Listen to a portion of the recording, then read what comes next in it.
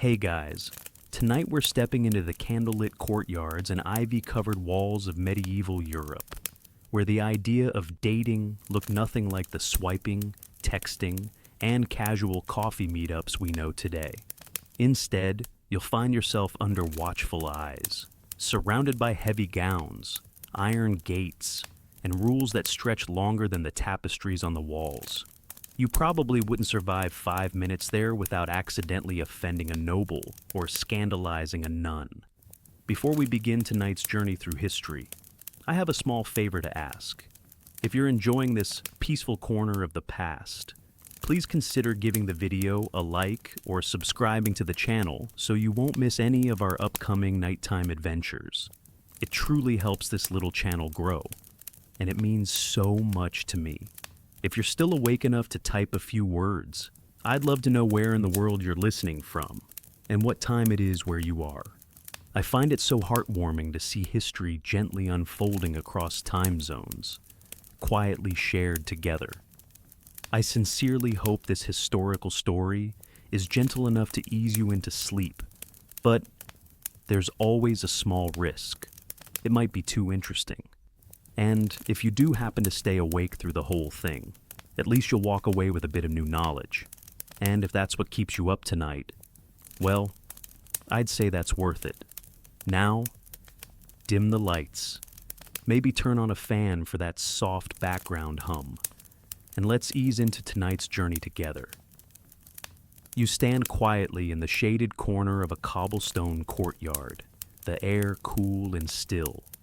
Somewhere above, pigeons flutter beneath the overhang of a turret window.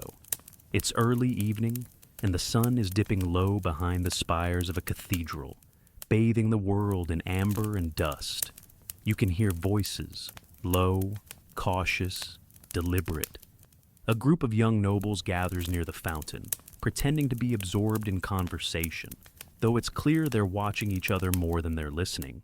This, here, is where courtship happens. It's nothing like what you'd expect. There are no dates at the tavern, no slipping away for a private talk, not even a shared loaf of bread unless your families have already spoken. Everything is about appearances. Romance in medieval high society is a carefully choreographed dance, and most of the time, the dancers don't even get to choose their partners. You shift slightly behind a column, trying not to draw attention. If you were a real courtier, your every movement would be rehearsed, your every word filtered through layers of etiquette thicker than the castle walls. Flirting, here, is a game of glances. A quick look, held just long enough to suggest interest, then turned away before anyone else notices. A slight bow, a smile that's too faint to be reprimanded, but just warm enough to be remembered. Across the courtyard, a girl in a pale green gown, you think her name is Cecily, drops her lace glove on purpose. A boy near her, a night sun with flushed cheeks and polished boots, stoops to pick it up. Their fingers brush for less than a second. No words, but you can feel the tension in the air shift, like the courtyard itself is holding its breath. The thing is, even that was risky. Because in noble society, courtship wasn't private. It wasn't even personal. It was political. Families didn't just care who you liked, they controlled it. Your marriage would determine land, alliances, sometimes even peace between rival clans. The idea of choosing someone simply because you liked their laugh or how they looked in candlelight, that was quaint and, frankly, dangerous. Of course, it wasn't like love didn't exist. It just had to sneak in through the cracks. You wander away from the courtyard, stepping beneath a stone archway into a quieter hall where torches flicker against the walls. Here, it's easier to hear your own thoughts. You pass a young page boy whispering a message to a lady in waiting, her eyes flicking nervously over her shoulder. Maybe it's a secret note from her admirer, or maybe she's just asking him to fetch more mulled wine. Either way, they're cautious. Chaperones are never far away. In some castles, unmarried women couldn't even walk the halls alone. If they did, and were seen talking to a man, that could ruin everything. Even a rumor could derail a future. That's why these quiet corners mattered. That's why courtyards, despite their openness, became stages for this delicate drama. They were one of the few places young nobles could gather without immediate supervision.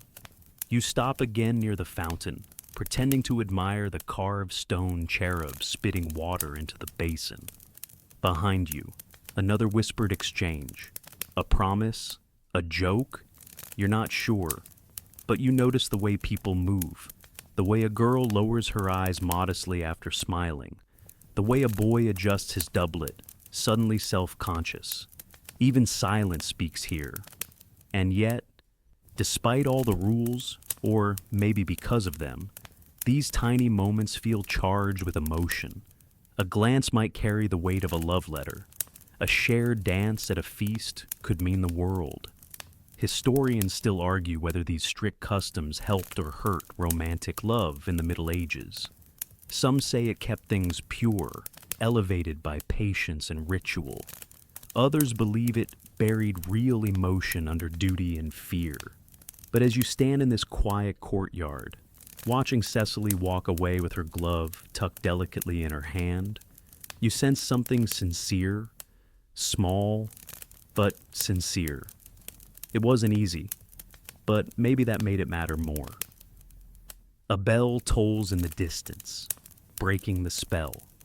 The evening is cooling quickly, and the nobles begin to disperse, heading inside before the chill sets in. You linger just a moment longer, breathing in the scent of damp stone and rosewater, before turning to follow. There's more to learn, so much more. But already, you feel like you've stepped into a world both rigid and romantic, heavy with rules, but not without hope. And somewhere, in the hush of night, a new love might just be starting, with nothing more than a glance and a dropped glove. You continue your quiet walk through the castle corridors, your footsteps echoing softly across the flagstone floor.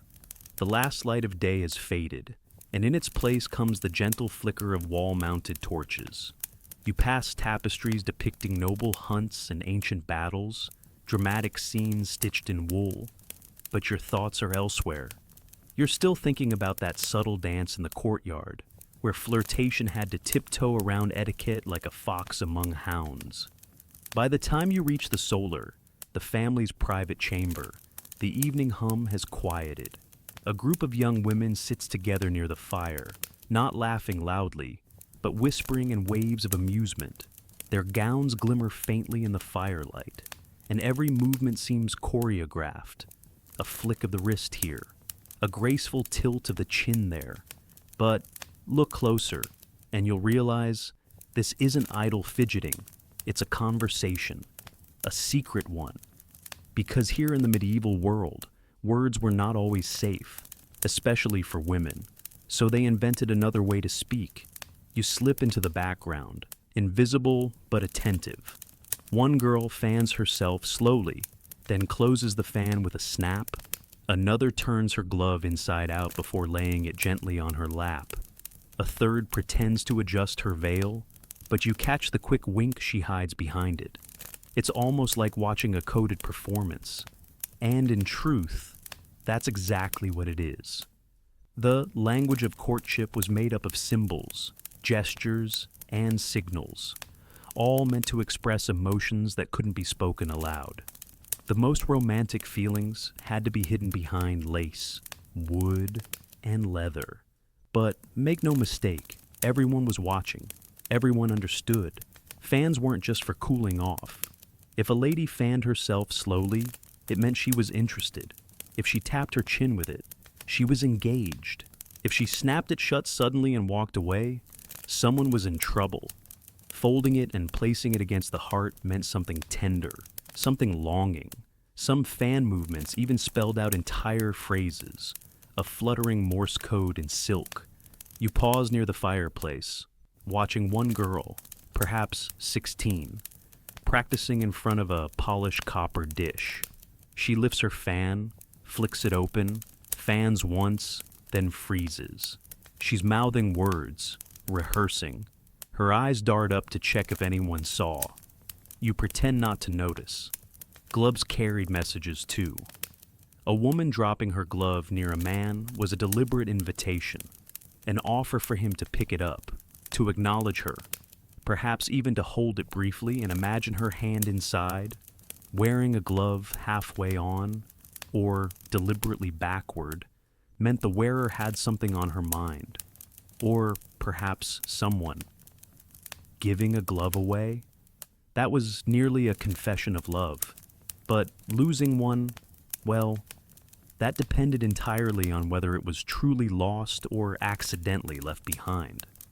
You sit now on a wooden bench, watching the fire burn low. A young squire enters the room, eyes flicking around nervously, hands clasped behind his back like he's hiding something. He approaches one of the ladies, bows, and murmurs something so quiet it's swallowed by the flames. She smiles, opens her fan, fans herself twice, and then tilts her head, eyes wide and innocent. You almost want to laugh. It's a yes, clearly, but it's also a test. He'll have to figure that out for himself. Historians still argue whether these gestures were widespread knowledge or reserved only for the upper classes. Some believe they were regional, that what meant yes in Burgundy might mean no in Florence. Others think it was mostly fiction, romanticized later in paintings and poetry. But when you see the flick of the eyes, the synchronized silences, the deliberate tension in the air, it's hard to believe these meanings weren't real. You stand again, brushing dust from your sleeve, and move toward a smaller alcove where a woman in her 30s sits alone, sewing quietly. She wears no jewelry and her dress is plain, but her presence is dignified. On her table rests a single glove, masculine, worn, and carefully positioned. She glances at it every few minutes, but never touches it. Perhaps it was a gift, perhaps it's a promise, or perhaps it's a memory she isn't ready to part with. Love in the Middle Ages was rarely loud. There were no grand speeches in the rain, no movie-style declarations. Instead, there was the slow burn of meaning layered into the most ordinary things. A piece of fabric, a ribbon, a flower placed on a chair. These were the ways affection spoke when mouths could not. You walk past her quietly, giving her a moment of imagined privacy, and step back into the hallway. A group of pages runs by in the distance, carrying trays and laughing, but you're not part of that world right now. You're caught in a softer space, where gestures are more powerful than proclamations, and a folded glove is worth more than 1,000 words. Back in the courtyard, you notice someone has left a fan on the edge of the fountain. It's simple, wooden slats painted with faded blue vines, a forgotten prop, or an intentional message. You'll never know for sure. But in this world, even forgotten things carry weight. And so, you walk on, deeper into the castle, where more layers of this curious dance await. Already, you're beginning to see the rhythm, the way emotions live not in what's said, but in what's barely allowed to be said. And tonight, you'll follow those whispers further. You continue down the corridor, your footsteps slow and steady, your mind still wrapped around the idea of love whispered through gloves and fans. But as you push open the heavy oak door at the end of the hall, a gust of cooler air meets your face, and with it, a shift in the world you're walking through. You're not in a castle anymore. You're in a bustling village square, alive with movement and murmurs. It's market day, and the stalls are brimming with cloth, pottery, chickens in cages, and the sharp scent of fresh herbs. But you quickly realize this isn't just a place for trade in grain or wool. There's something else for sale here, something heavier, more delicate, something wrapped in silks and bound with expectations. You've arrived at what some called the bride market. Here, courtship isn't about fans or furtive letters. It's about bargaining, matchmaking, Negotiations sealed with handshakes and silver coins. Love, if it exists at all, must come second to property lines, family names, and cows. You step carefully through the crowd, past a line of fathers standing tall, arms crossed, eyes sharp. Some have brought their daughters with them, dressed in their finest wool, cheeks blushed with rosewater, ribbons tied perfectly. Others simply carry scrolls listing dowries, family connections, and promises of fertility, faith, and obedience. You pass a man speaking proudly of his daughter's sewing skills, comparing her to a prize chicken, strong hips, good hands, no illness in the bloodline. You want to wince, but here, this is normal. And across from him, a group of mothers huddles around a notary, whispering behind gloved hands about eligible bachelors from the next county over.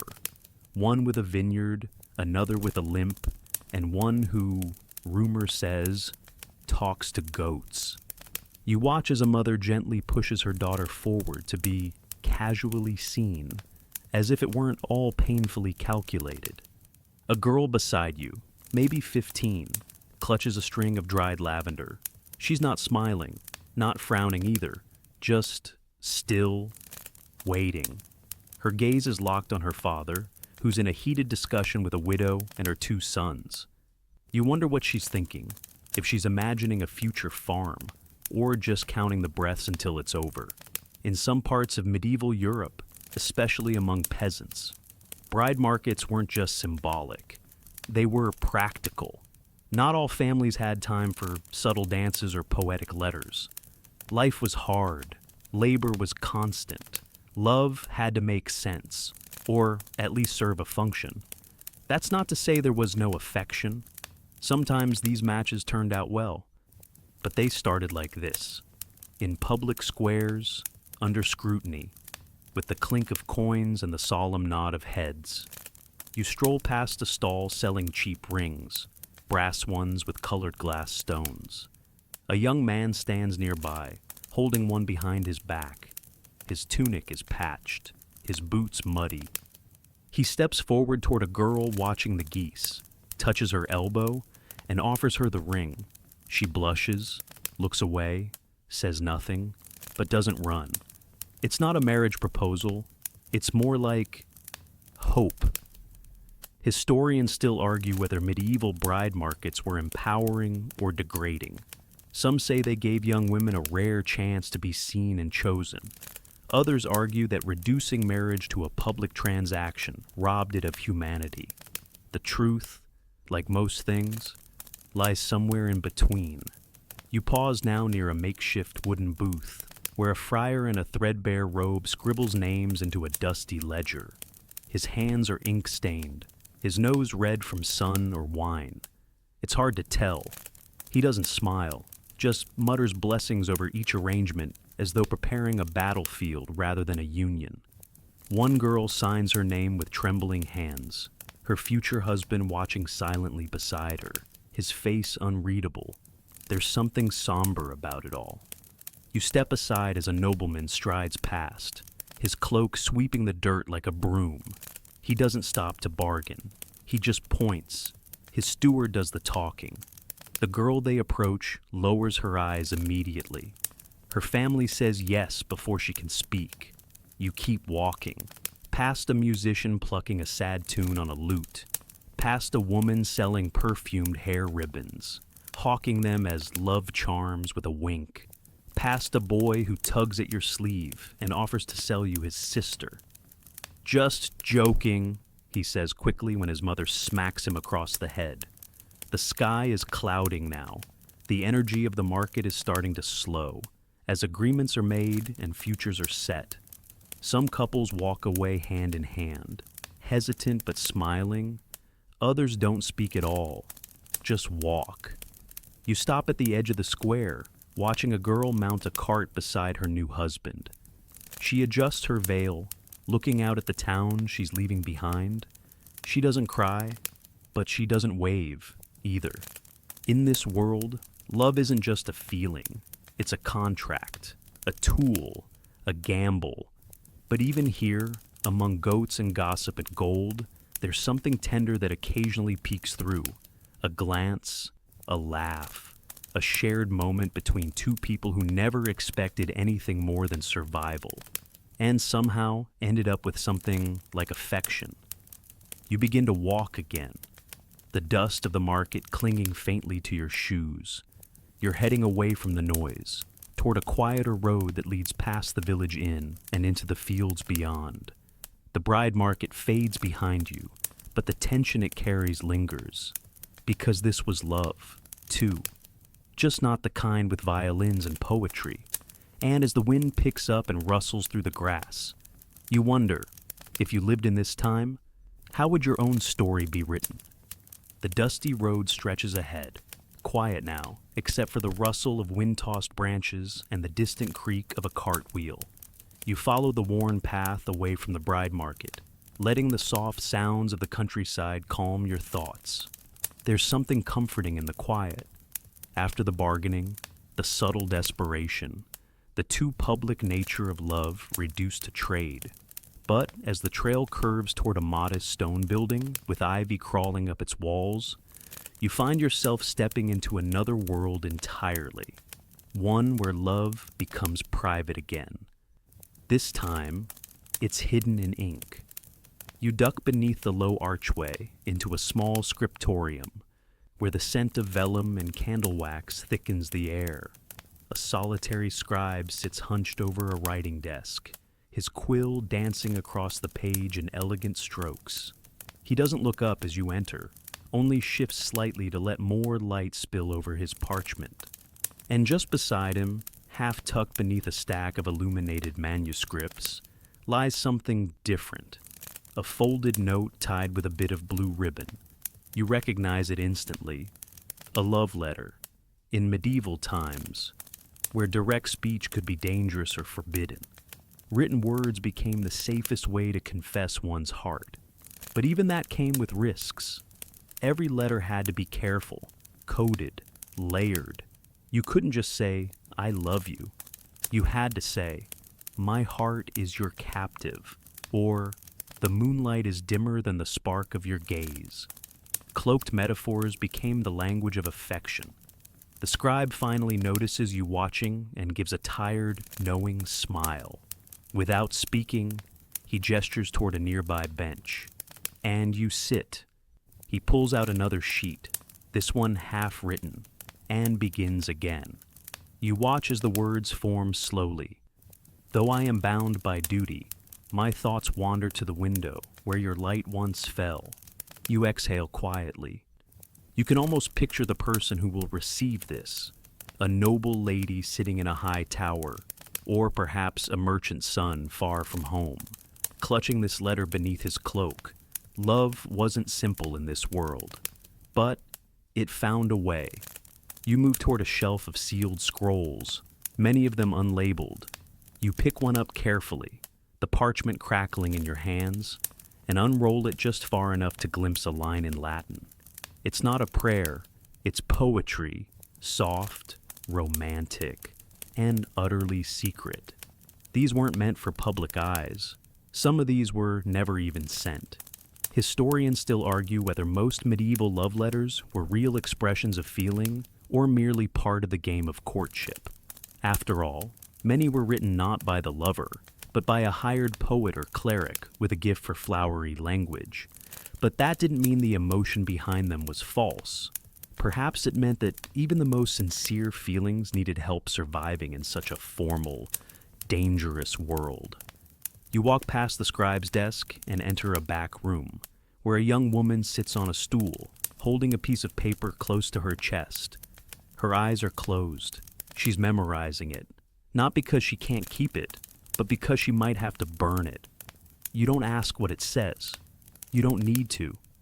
A creak behind you draws your attention to a wooden ladder leading up to a small attic space. You climb quietly, finding a low-ceilinged loft with boxes full of pressed flowers, scraps of ribbon, and wax seals, tokens, little gifts exchanged with letters, evidence of affection too dangerous to keep in plain sight. Some are labeled only with initials, others not at all. You kneel and open a small box marked with a faded heart. Inside is a single poem. It reads, "If I must die with your name on my tongue, then may no angel silence me." You sit in the stillness of the attic, the words echoing in your mind, not loud, not dramatic, just deeply felt. The kind of love that has to hide to stay alive. Back downstairs. The scribe begins to hum, a low, tuneless sound, perhaps to fill the quiet. You nod a goodbye and step back into the afternoon light. The world outside feels brighter, but not in an overwhelming way. More like a secret you're carrying now. A new understanding of how many people tried, against all odds, to say what couldn't be spoken aloud. As you walk through the village again, you start to notice little things. A girl passing a folded piece of linen to a boy who pretends not to notice. A window shutter cracked open just wide enough to see someone waiting inside. A patch of daisies laid carefully at the base of a tree. No note, no explanation, just presence. You wonder how many messages are being exchanged right now. Not in words, but in symbols. How many lovers read between the lines of everything? A misplaced scarf, a familiar scent, a certain way of tying a ribbon. This world isn't without love. It's just wrapped in more layers than parchment and sealed with more than wax. One woman you pass near the bakery is humming as she kneads bread. You notice she's wearing two brooches, both shaped like doves, and each turned slightly inward. A coincidence? Maybe. Or maybe a quiet declaration, meant for one pair of eyes only. You smile softly. You're starting to get the rhythm of it, the slow, careful choreography of medieval romance. It doesn't shout, it whispers. It doesn't chase, it waits. But within all that patience, all that coded poetry and calculated risk, there's something beautiful, something deeply human. A breeze lifts your cloak as you return to the road. The scent of lavender and smoke lingering in the air. Somewhere behind you, a letter is being sealed. Somewhere ahead, a reply might be waiting. And tonight, perhaps more than ever, love is alive. The sun begins to sink behind the thatched rooftops as you make your way back toward the manor. Evening draws long shadows across the path, and soft light flickers through stained glass windows as candles are lit inside. A breeze carries with it the scent of rosemary, wood smoke, and something faintly sweet, honeyed wine, perhaps, or roasted apples. As you step through the arched doorway of the great hall, you're greeted not by silence, but music. Strings hum gently in the corner, and the rhythmic tapping of a drum rolls through the wide stone chamber. The sound bounces off the walls and mingles with quiet laughter, muffled footsteps, and the rustle of fine fabric brushing the floor. It's time to dance. And here, in this high-ceiling space warmed by torchlight and fire, medieval courtship takes on its most public and, oddly private, its form. You pause near the edge of the room and let your eyes adjust to the glow. Servants line the walls, nobles gather in small clusters, and a group of musicians tunes their instruments near a tapestry that depicts a lion and a maiden locked in an eternal stare. At the center of the room, a group of young men and women stand waiting, glancing sideways, smoothing sleeves, adjusting belts and hems. The tension is almost theatrical. The moment before a dance begins is not unlike the moment before a duel. Strategy, nerves, and reputation all at play. You spot the steward stepping forward with a clear voice. "Pairs!" he calls. And just like that, the game begins. One by one, hands extend and are accepted. Some pairings are prearranged, part of a family's plan to test chemistry between possible matches. Others are spontaneous, which in itself is daring. A lady accepting an unexpected hand is making a small declaration, one that could raise eyebrows or set tongues wagging before the next meal. You watch as the dancers move into formation. This isn't the kind of wild dancing you might imagine at a village fair. No spinning or stomping here. Every step is measured. Every bow and curtsy is timed. The dances themselves, like the basse danse or the pavane, are slow, gliding, and dignified. They're built on structure, much like the society they serve. And yet, there's room within the rules for mischief. A young woman in a sapphire gown raises her eyes mid-step and meets her partner's gaze just a beat too long. He smiles, but only with his eyes. His hands never leave the prescribed path, but there's something unmistakably playful in the way his fingers pause before returning to his side. A secret, a question, an invitation. You move quietly to a bench near the wall, where an elderly noblewoman fans herself gently while watching the dancers with narrowed eyes. You can tell she's keeping score. She notices every extra turn, every flush of the cheek, every moment of unscripted emotion. For someone like her, the dance is a battlefield, one fought with posture and patience. Historians still argue whether dancing in the medieval period was truly romantic or just a formality. Some say it allowed people to express affection under the guise of social duty. Others insist it was little more than a spectacle, a way for families to show off their eligible sons and daughters like prized hunting hounds. But when you look out at the floor, you see something more delicate than that. There's one pair, a girl with a braid down her back and a boy with a loose-fitting tunic, who seems slightly out of rhythm. Not enough to cause alarm, just enough to reveal their nerves. Their steps don't quite align. Their hands brush too early, but neither seems to care. You catch the boy whispering something, and though you can't hear it, you see the girl stifle a laugh. They're not performing, they're connecting. And perhaps, in a world built on propriety, that's the boldest move of all. You notice how each dance begins with distance, then closeness, then distance again. A pattern of approach and retreat, like tides, like breathing. The dancers rarely touch, but when they do, a brief grasp of hands, a guiding touch at the elbow. It carries the weight of 1,000 words. One of the musicians starts a new melody, slower now, almost wistful, and the room seems to breathe with it. The dancers shift into new formations, and the light flickers across their faces like candlelight on water. You can't help but imagine the stories behind the faces. Who's dancing for duty? Who's dancing for fun? And who, perhaps, is dancing with a heart full of hope, praying that a single evening could change the course of their life? At the far end of the room, a girl stands alone. No one has asked her yet. Her fingers toy with the edge of her sash, her eyes fixed on the floor. You feel a pang until a quiet voice breaks the moment.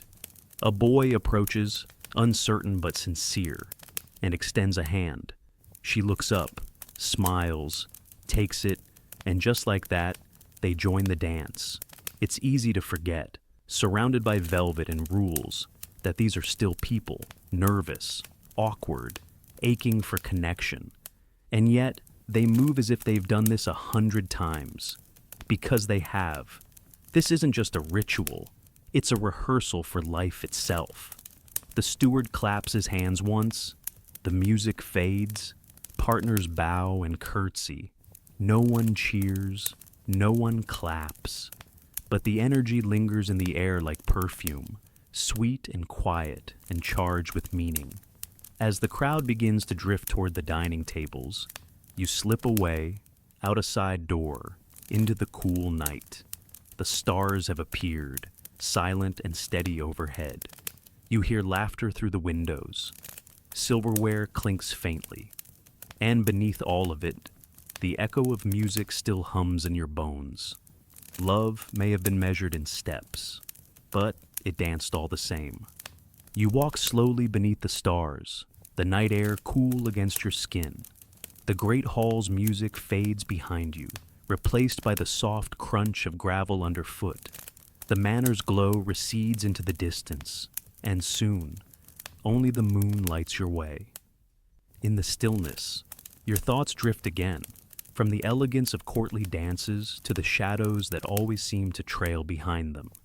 Because for all its silk and subtlety, love in the Middle Ages had a stern overseer, one who did not wear perfume or participate in dances, one who held a cross instead of a glove, and read from parchment far older than any love letter: the church. You find yourself approaching a stone chapel at the edge of the estate. Its door stands open, warm candlelight spilling across the worn threshold. You step inside. The scent hits you first: incense, beeswax, the faint musk of old wood. The chapel is quiet, save for the occasional creak of the rafters and the hushed shuffle of someone moving in the front pew.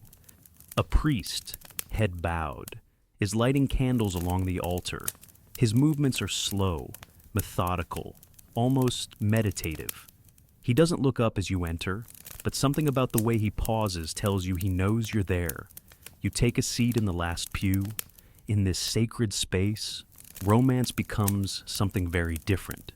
The church didn't oppose love, not entirely, but it watched it, shaped it, set boundaries so narrow that affection often had to bend itself sideways just to fit.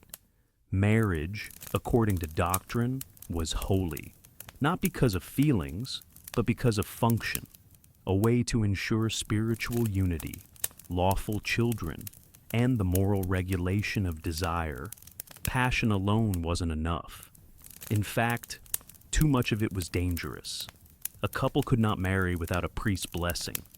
There were rules about bans, public announcements made on 3 consecutive Sundays to prevent secret unions. There were rules about consanguinity, blood relations forbidden from marrying even into the 7th degree. There were feast days where weddings were banned. There were whispers about demons slipping into bedchambers where lust went unchecked.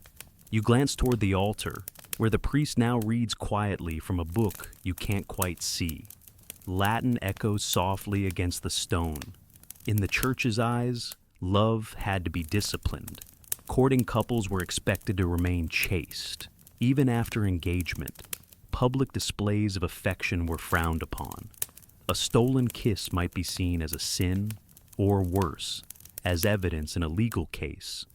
Touching hands, risky, spending time alone, forbidden, and yet, people still fell in love. They just had to do it under the weight of watchful eyes. You rise from the pew and move toward a wooden plaque mounted near the nave. It lists the conditions of marriage, carved deeply and darkened with age: fidelity, consent, public vows, and always, the silent implication: this isn't about you. It's about the community, about heaven, about order. You imagine being young in this world, heart beating wildly after a glance or a smile, and then coming here, confessing your feelings as if they were something to be cleansed. Historians still argue whether the church's involvement helped stabilize society or simply suppress natural emotion. Some say it gave love structure and meaning, made it sacred. Others argue it turned intimacy into obligation and punished desire. But as you lean against the cool stone wall and watch the priest extinguish the match with a quiet sigh, you realize the truth is probably both. Love needed boundaries, but it also needed air. You step outside again, letting the chapel door creak shut behind you. The stars are clearer now. A gentle wind sways the branches above your head, and in the distance, you hear the faint chime of bells, a midnight hour approaching. Walking along the edge of the fields, you think about how people adapted, how lovers found ways to meet between prayer hours, how messages were smuggled inside hymnals, how promises were whispered during confession behind the carved screen, their meanings layered in piety and desperation. A story flickers in your memory about a nun who once fell in love with a traveling monk. Their letters were disguised as theological debate. Their meetings timed perfectly between the lighting of candles and the ringing of the vesper bell. Their love didn't last, but the records show they were caught smiling too often to be just friends. You pass a small shrine on the road, a weathered statue of the Virgin Mary, her eyes lowered in eternal mercy. Someone has left flowers at her feet, not fresh, but not yet wilted. You wonder if they were an offering or a message. In this world, even faith was woven into romance.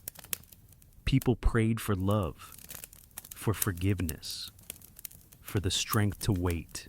Some wrote letters to saints, asking for signs. Others tied ribbons to church gates, hoping their chosen one would pass by and see it. You find yourself at the edge of a low stone wall that separates the manor lands from the woods beyond. You lean there, the night heavy and quiet, and imagine a couple meeting here long ago. One climbing out of a bedroom window, the other waiting with breath held. Did they talk about marriage? Or just the next meeting? Were they afraid of sin? Or only of being caught?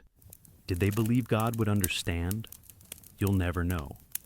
But the tension between love and obedience, between desire and duty, was real and endless. It shaped relationships like wind shapes stone, slowly, relentlessly, with moments of softness and moments of silence. And as the night deepens, you feel the weight of those old loves all around you, not gone, not erased, but folded into the past like pressed flowers in a prayer book, waiting, remembered, holy in their own quiet way.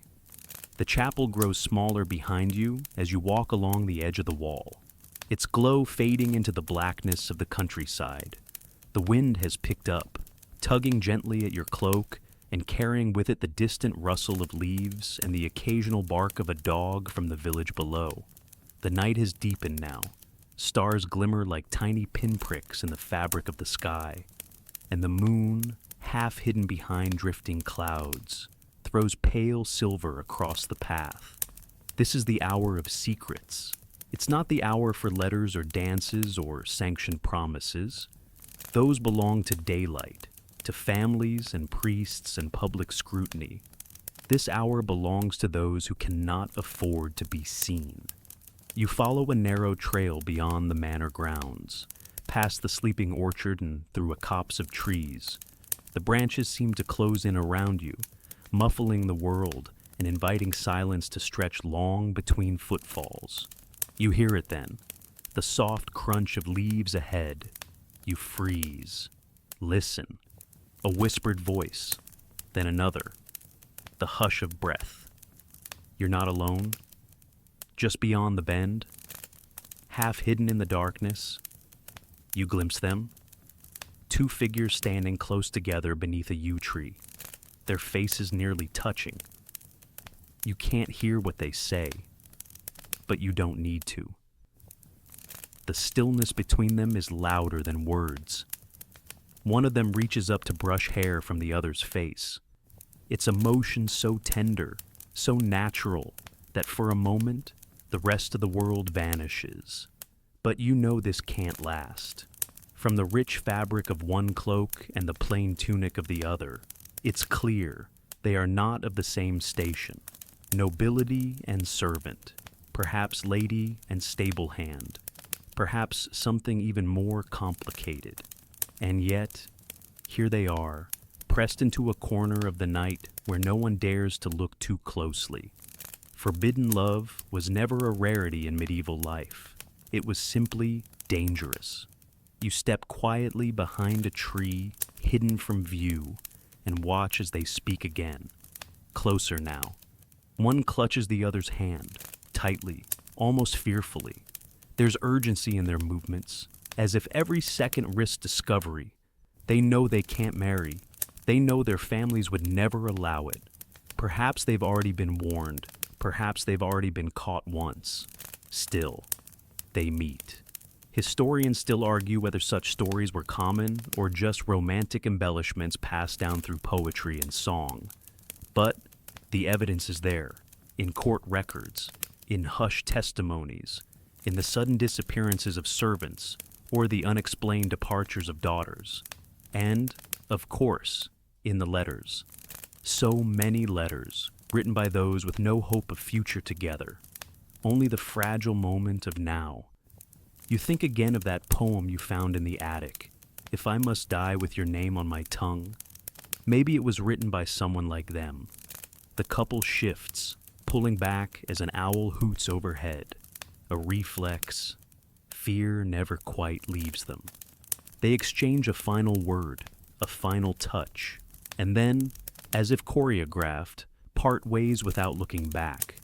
One disappears into the trees, the other toward the manor. It all happens in under a minute, a moment folded into night like a breath you're afraid to release. You step out into the clearing again, letting your presence melt into the empty space they left behind. The air is cool here, still tinged with the warmth of two people daring what they shouldn't. You wonder how often they meet, if tonight is the first or the last. You wonder if they ever dared to dream beyond the shadows.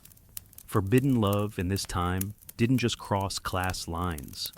It crossed lines of religion, of nationality, of family loyalty, a Catholic and a Jew, a Saxon and a Norman, a Montague and a Capulet, long before Shakespeare made it famous. There were dozens of boundaries, and love was almost always on the wrong side of them. And yet it grew anyway, grew. You begin to walk again, slowly now, as if moving too quickly might startle the quiet. The moon peeks out fully, casting enough light to see the path as it winds down toward a small stream. You stop on the footbridge, the water beneath you flowing gently over stones worn smooth with time. In the moonlight, your thoughts feel heavier. You think about what it costs to love in secret, the lies, the risks, the constant fear of exposure. You think about how it must feel to pass someone in the daylight with no sign, no smile, pretending they're no more than a stranger. And yet, sometimes that makes the love even fiercer. In a world of arranged marriages and duty-bound unions, perhaps forbidden love is the only kind that feels fully chosen, fully alive. And that's what makes it so powerful and so tragic. You look upstream and spot something snagged on a branch, a ribbon, pale and fluttering. Someone must have dropped it or placed it there on purpose. You smile softly, a signpost, maybe a promise. You reach out and pluck it free. The fabric is thin and fraying at the edges, but you imagine the hands that tied it, the hope it held. Back on the trail, the forest begins to thin, giving way to the slope that leads to the village. Lights flicker from distant windows. Most are asleep, but somewhere in the quiet, more stories like theirs are unfolding. Stories whispered against stone walls, stories hidden between footsteps, stories that will never be recorded in ledgers or blessed by priests, and yet matter just as much. Because love isn't only defined by rules or rituals.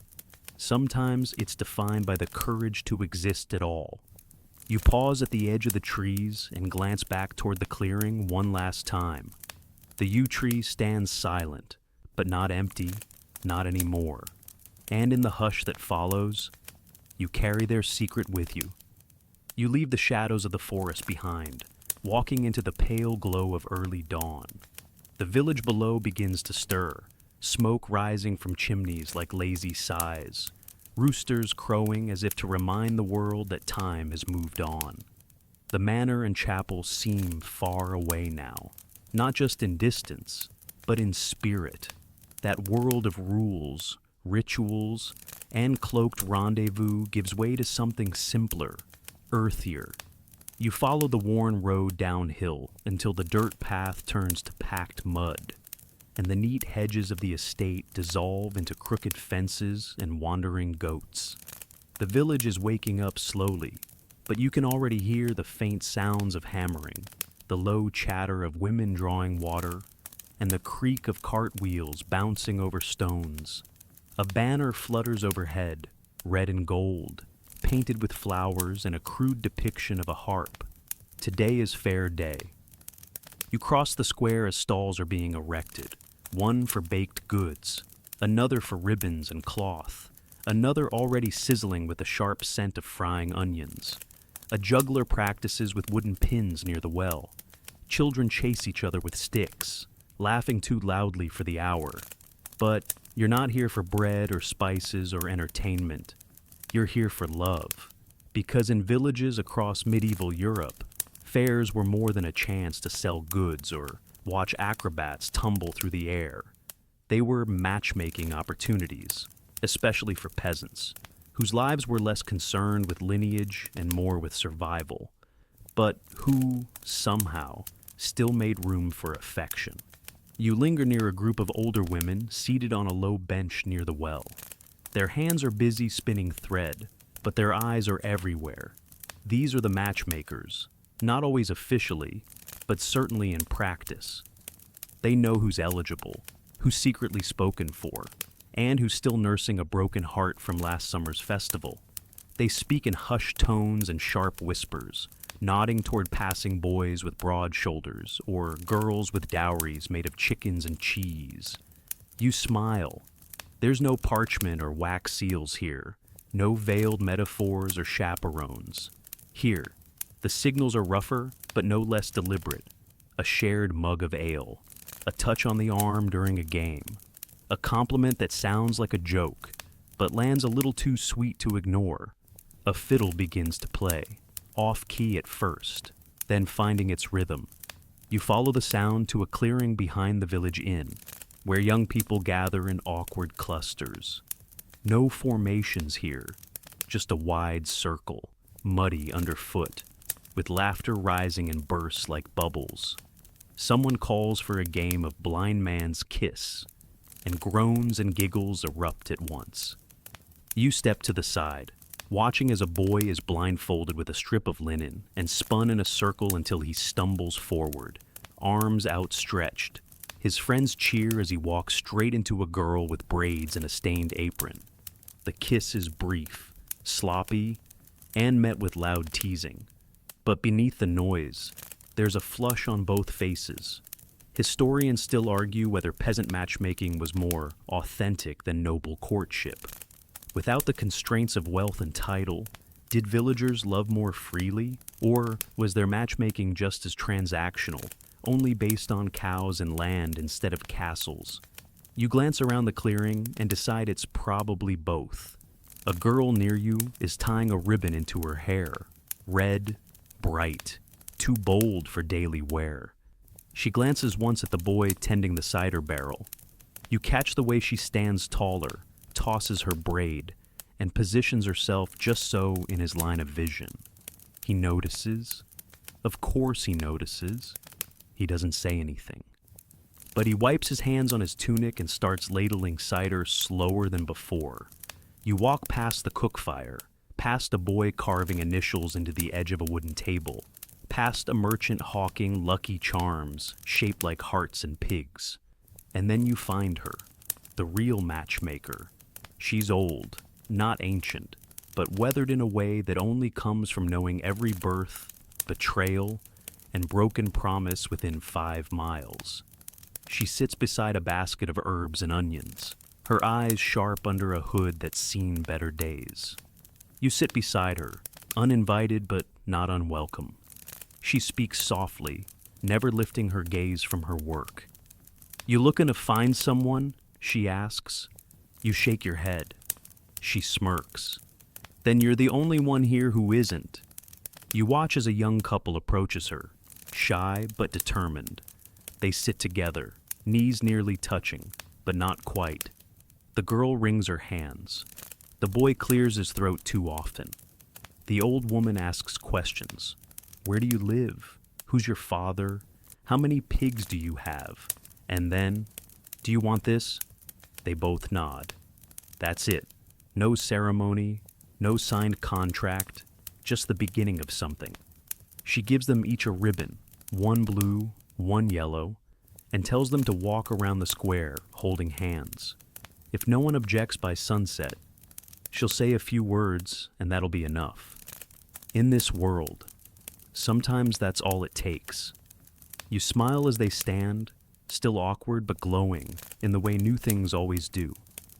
As the fair grows louder, the air fills with warmth, not just from the cook fires, but from something quieter, deeper. The laughter here is real. The teasing is affectionate. People fall in love not because of what they're told, but because of who they are when no one's watching. You wander through the stalls one last time, picking up the scent of thyme and apples, hearing a new fiddle tune rise above the chatter. A boy throws a flower crown toward a girl. She misses it, but turns anyway, her smile crooked and immediate. And you realize something. Love is loud here, not elegant, not whispered, but loud and messy and alive. There's no curtain to hide behind, just ribbon and mud and music. And maybe, just maybe, that's enough. You drift from the fair just as the afternoon heat begins to settle over the village like a soft wool blanket. The air hums with music and laughter behind you, but your path leads elsewhere now, away from the cheerful bustle and toward a crooked lane that winds behind the blacksmith shop, past a mossy well, and into a pocket of the village that always feels a little quieter, a little stranger. It smells of dried herbs, wax, and something faintly smoky. You stop outside a low, timbered cottage with bundles of rosemary and lavender hanging from the eaves, and an old wooden sign dangling above the door. The paint is worn, but you can still make out the image, a crescent moon resting in a pair of open palms. You don't knock, no one ever does. You simply step inside. The space is dim, lit by tallow candles and streaks of sunlight that sneak in through slats in the shutters. Shelves crowd every wall, cluttered with jars of strange roots, cloth bags filled with powder, vials of liquid in shades of green and violet. Dried flowers dangle from beams above your head, and a tangle of handwritten notes is pinned haphazardly to a board behind the counter. At the center of it all stands a woman. Her hair is long, silver, and braided down her back. Her eyes are sharp, not cruel, just old, in the way that makes you feel like she's already guessed your next thought. She gestures toward a stool without a word. This is the village healer, the wise woman, the not-quite witch. People come to her for remedies. Sure, for fevers, for toothaches, for labor pains. But they also come for something harder to explain. They come for love, or, more precisely, for help with it. She pulls a small jar from the shelf behind her, rose petals soaked in honey, a soft remedy meant to sweeten one's words or disposition.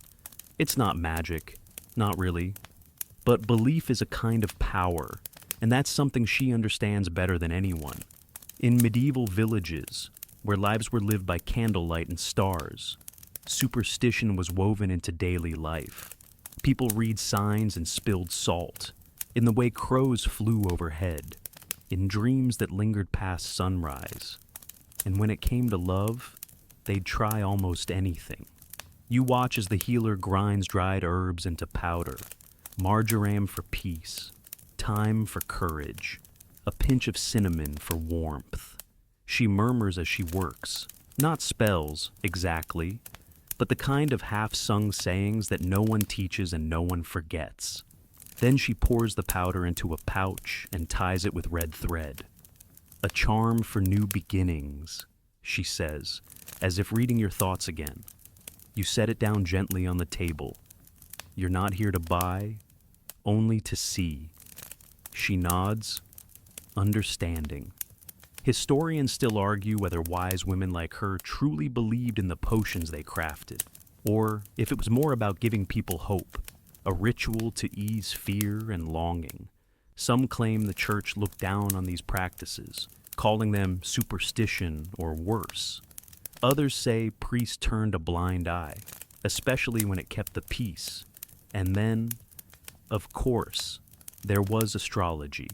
The healer reaches beneath the table and pulls out a parchment covered in swirling lines and tiny inked symbols, a star chart.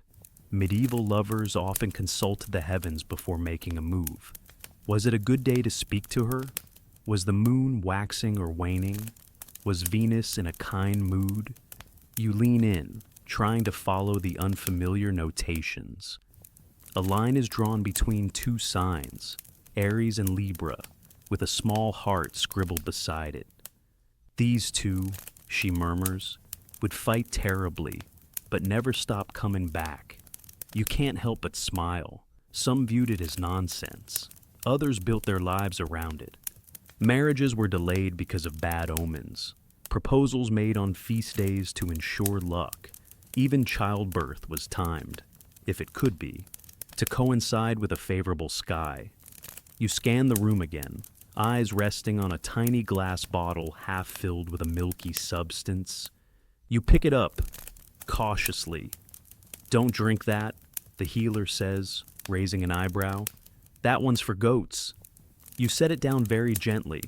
Not all potions were harmless. Some included ingredients you wouldn't want near your mouth: crushed beetles, animal fat, herbs that could cause hallucinations or worse. But people were desperate. To win affection, to keep a lover, to bring back someone who'd strayed. You remember stories of maidens slipping herbs into their betrothed's ale, of mothers feeding their daughters tiny sips of concoctions meant to draw attention. Some tales ended in weddings, others didn't. Still, love is a stubborn thing. It finds cracks. It leaks through the seams of even the most tightly stitched logic. You glance at the window, where someone has etched a heart into the condensation with a fingertip. A soft message, probably forgotten already. But it lingers. The healer notices your gaze. "There's no potion stronger than kindness," she says finally. "But a little mint doesn't hurt." You thank her and step back outside. The light has shifted, warmer now, golden as it slides down the walls of nearby cottages. You follow the narrow path past a garden buzzing with bees, past laundry hanging on a line, past a girl braiding dandelions into her hair. She looks up as you pass and grins. Love in this world was never just about feelings. It was tied to the earth, to stars, to the things people couldn't quite name but still believed in. It was the itch in your palm, the dreams that returned night after night, the feeling that someone was thinking of you, and maybe had been for a very long time. You walk slowly, letting the air wrap around you. Somewhere behind you, the healer stirs her potions, counts her dried petals, and waits for the next broken heart or hopeful soul. And somewhere ahead, a ribbon flutters on a gatepost. Maybe it's for someone else, or maybe it's for you. The village fades into soft shadows behind you as you follow the main road out toward the open fields. The day is thinning now, and the light is turning the color of amber, rich, warm, with the kind of softness that makes everything look gentler than it really is. The road winds through a patchwork of farmland and meadow, past hedgerows and mossy fences, until you spot it. A gathering near a small stone outpost with a worn wooden roof. There are carts pulled close, bundles of linen stacked on benches, and people dressed in their best, though not extravagantly so. There's a hush in the air, not solemn, but not quite celebratory either. You've arrived just in time for a betrothal ceremony. This isn't a wedding, not yet. This is the promise before the promise, a declaration made in front of family and neighbors that two people are pledged to marry. It's more than a formality, less than a covenant, but in medieval life, it was taken very seriously, often more seriously than the marriage itself. You find a place near the edge of the crowd, standing beside a tall stack of hay bales. From here, you can see the couple, a girl no older than 16, her cheeks red from nerves or cold. and a boy with hands too big for the rest of him, like he hasn't quite grown into them yet. They stand stiffly in front of a priest, who holds a parchment and reads in a steady voice. It's simple. The couple pledges to marry. Their families agree. A small token is exchanged, perhaps a ring, perhaps a bracelet. A ribbon is tied around their joined hands, not too tightly. And then, if all goes well, they're considered betrothed, not married, not yet, but legally and morally bound. You glance toward the father of the girl, who's watching closely. His jaw is tight, his eyes, unreadable, behind him. The boy's mother fidgets with the hem of her cloak. Everyone's watching, everyone's waiting. The ribbon is tied. A murmur runs through the crowd, a sigh of relief, a few polite claps. But then comes the real tension. Will they make it to the altar?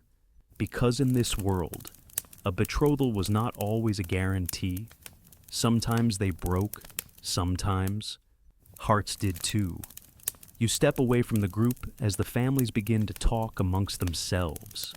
You make your way toward the back of the outpost, where a smaller group stands in a quieter hush. A girl stands alone, her arms folded, her eyes red-rimmed, though she's doing her best to hide it. She wears no ribbon, no ring, just a plain dress, a fraying kerchief, and the weight of disappointment. You don't have to ask. You already know. The boy she was promised to, he didn't show, or he changed his mind, or maybe his family found a better match. It happens, more often than most are willing to admit. Historians still argue how binding a betrothal really was in the medieval period. In some places, it was as sacred as marriage itself. Breaking it required the same permissions and penance. In others, it was more like a contract, one that could be voided, but not without shame, gossip, and sometimes legal consequence. You watch as a woman approaches the girl, puts an arm around her shoulders, whispers something into her ear. The girl doesn't respond. Her gaze remains fixed on a spot just beyond you, where the grass meets the dirt path. Still hoping? Maybe. Not all broken betrothals came from cold feet or cruel choices. Sometimes people fell ill, died. Sometimes fortunes changed. What was once an advantageous match became a burden. And sometimes hearts wandered, quietly, desperately, away from what had been promised. You sit now on the edge of a trough, listening as a group of young men share stories just a few paces away. One of them laughs, recounting a tale of a cousin who pretended to be someone else for 3 weeks just to avoid a forced match. Another shakes his head and mutters, "A broken betrothal is better than a miserable marriage." He sounds like he's speaking from experience. In the distance, you hear the beginnings of another ceremony, another promise made under soft light and hopeful eyes. You don't turn to look. Instead, you close your eyes for a moment and imagine how it might feel to make such a promise, to speak it out loud, in front of everyone, knowing it can't be taken back without consequence. The weight of expectation, the tremble of trust. You open your eyes and see a boy passing by, holding a small wooden box. He stops near the girl who was left standing alone and opens it. Inside is a ring, nothing fancy, just a circle of braided copper wire. He says nothing, neither does she. But after a long moment, she takes it, not as a betrothal, not yet, but perhaps as a beginning. You smile softly and rise to your feet. The wind has picked up, rustling the grass around your ankles. The outpost is still buzzing with low conversation, but your path takes you back toward the fields, toward something quieter. As you walk, you notice a patch of wildflowers just off the road, violets mostly, and a few sprigs of chamomile. Someone's left a scrap of cloth tied to a branch nearby. Faded red, a token from an earlier promise, perhaps, or a vow never spoken out loud. You pause, breathe in the scent of the flowers. Let it settle. Because love, in this time, is a gamble. Sometimes the dice fall kindly. Sometimes they don't. But still, people place their bets. Because what else is there? You step back onto the path. The light is fading, and the sky is turning the color of pewter. The world softens around you, like a page being gently turned. And as the sun slips lower, so do your thoughts, deeper, quieter, laced with the knowledge that even the gentlest promises can carry the sharpest edges. The sky has turned a cool, moody blue now, streaked with pale ribbons of cloud. As you walk back through the fields, the air feels heavier, not unpleasant, just full of what's been said, what's been promised, and what's been left unsaid. Every path seems to hold a secret. Every gust of wind seems to carry a sigh. Your feet carry you toward a smaller estate tucked against the hills, less grand than the manor from before, but still clearly noble. The shutters are closed.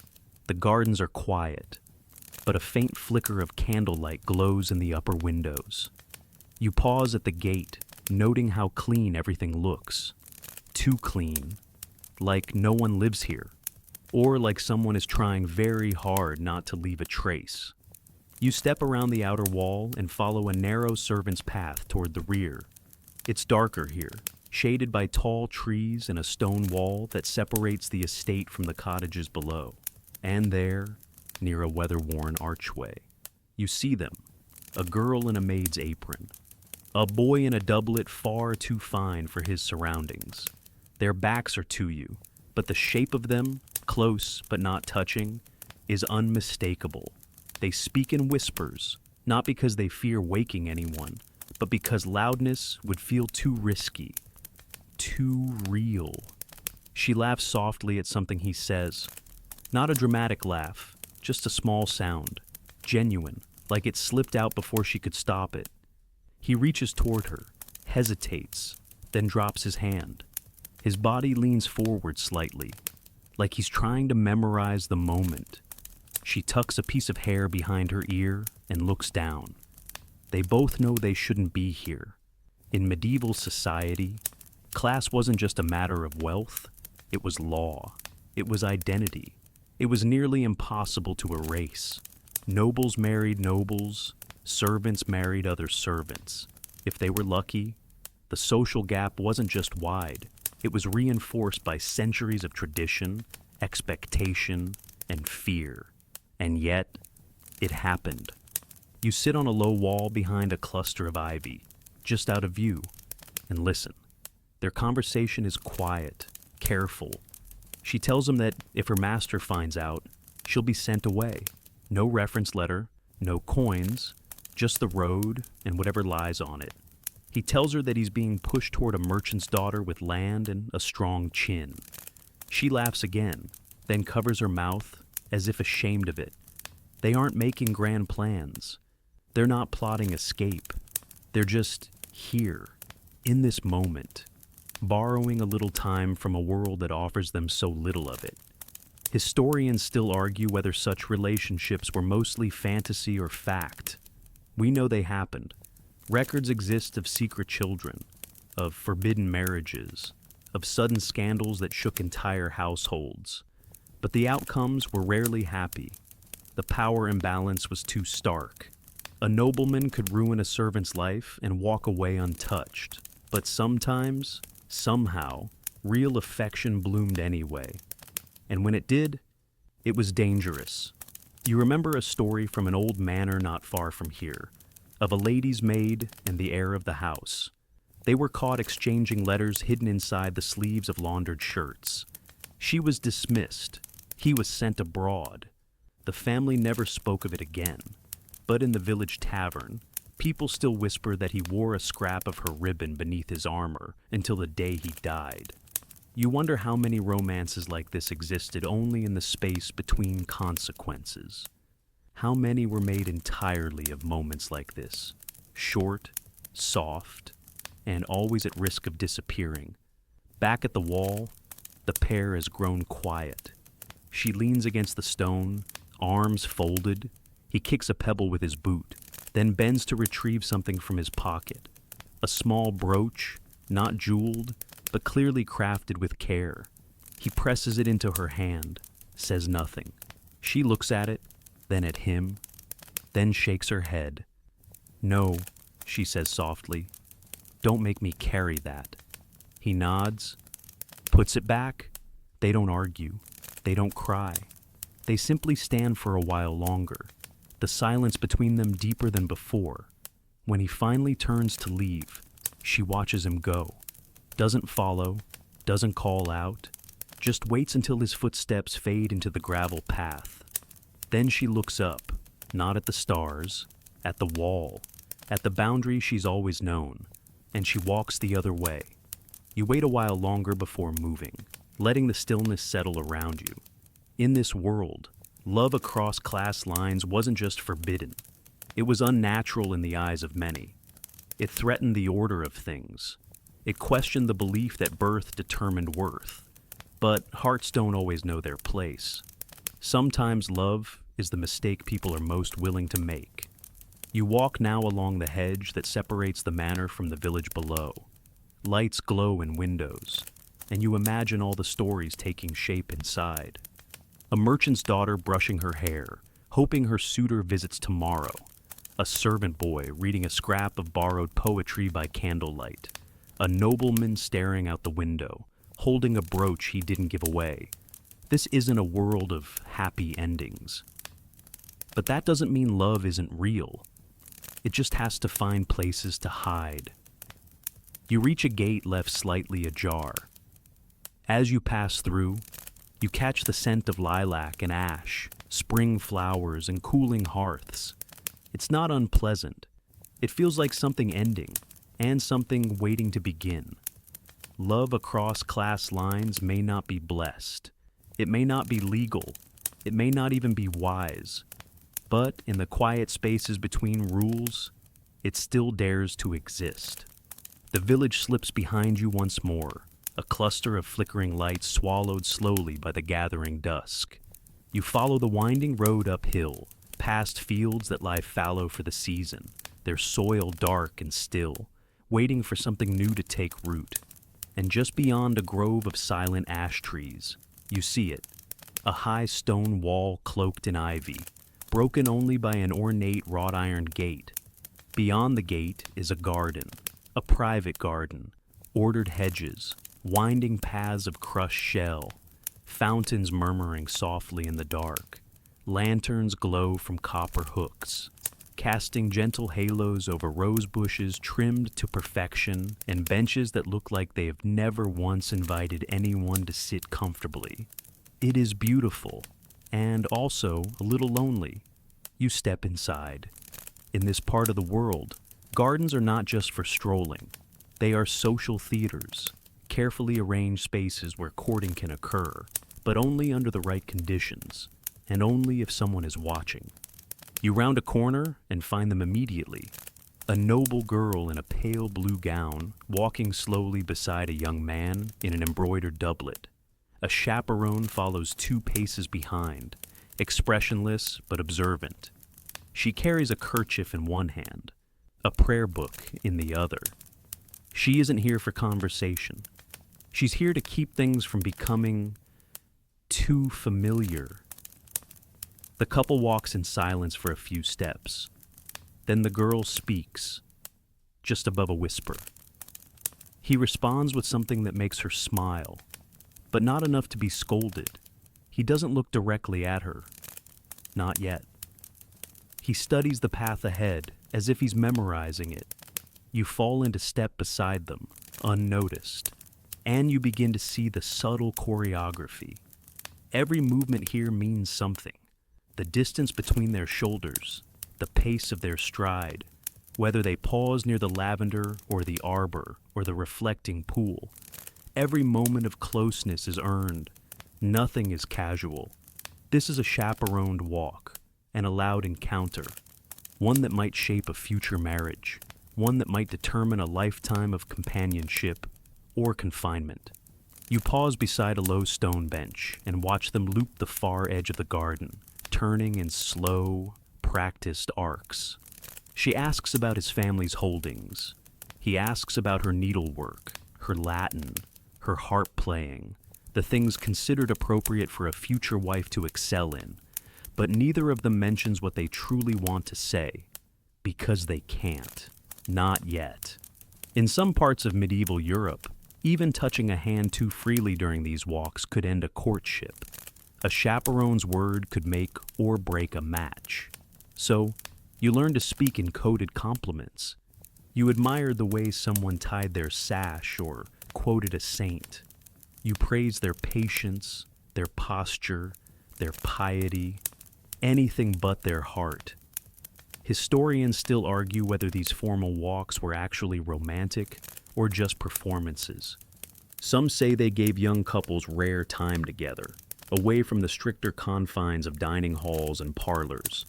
Others claim they were just another cage, prettier than most, but a cage all the same. You watch as they approach the stone sundial near the center of the garden. She lingers beside it, fingers grazing the carved edge. He doesn't join her immediately. That would be too forward. But he steps close enough for their shadows to merge in the lantern light. The chaperone clears her throat. They separate. You can almost feel their frustration, the way they swallow the closeness before it turns into something noticeable, something dangerous. But there is kindness here too. He offers her a flower, a sprig of something small and white. She accepts it with a nod, doesn't smile this time, just tucks it into the ribbon at her waist, where no one can accuse her of impropriety. And somehow, that makes it feel even more intimate.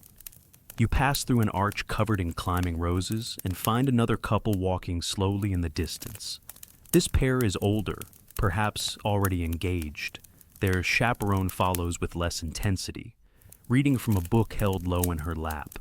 The man offers his arm, and this time, the woman takes it. It's not scandalous.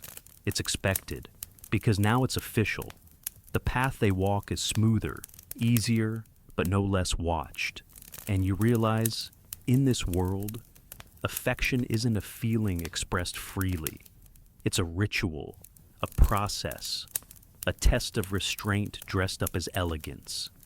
The more controlled the love, the more valued it seemed to be. You settle onto a bench hidden in a quiet corner of the garden, beneath a trellis wrapped in sleeping vines. A nightingale sings somewhere above you, its voice soft and unhurried, as if it knows the pace of love in this place and honors it. You sit there for a while, watching couples pass, some hopeful, some nervous, some just going through motions required by family and fortune. There's a girl with her hands clasped tightly in front of her, a boy who keeps glancing back at the chaperone every time he starts a sentence, a pair who walk too far apart, their conversation strained, their smiles too polite. You can already see that match falling apart quietly after supper. And then there's a final couple, silent, at ease, their steps in perfect rhythm. He offers no compliments. She makes no coy remarks. They walk like people who've known each other long enough to be quiet together. Their chaperone is older, yawning behind a lace fan. Perhaps they've already made their choice. You rise as the lanterns begin to dim, one by one. The chaperones gather their books, their fans, their watchful eyes. The garden will close soon. The gates will lock. The moment will end. You slip back through the iron gate and onto the moonlit path. And you think about how something so rigid can still hold beauty. How rules can't erase affection. They only shape it, slow it, force it to bloom differently, like vines trained against a trellis, bending, but still reaching for light. In a world where love is monitored, it becomes something quieter, but no less real. The garden gate closes behind you with a soft clink, and the path ahead lies still beneath the moonlight. You follow it slowly now, the quiet deepening with every step. Somewhere in the distance, An owl calls once, then falls silent. The world feels paused, like it's holding its breath. And perhaps that's fitting, because the next place you're heading to isn't filled with whispers or glances or secret hope.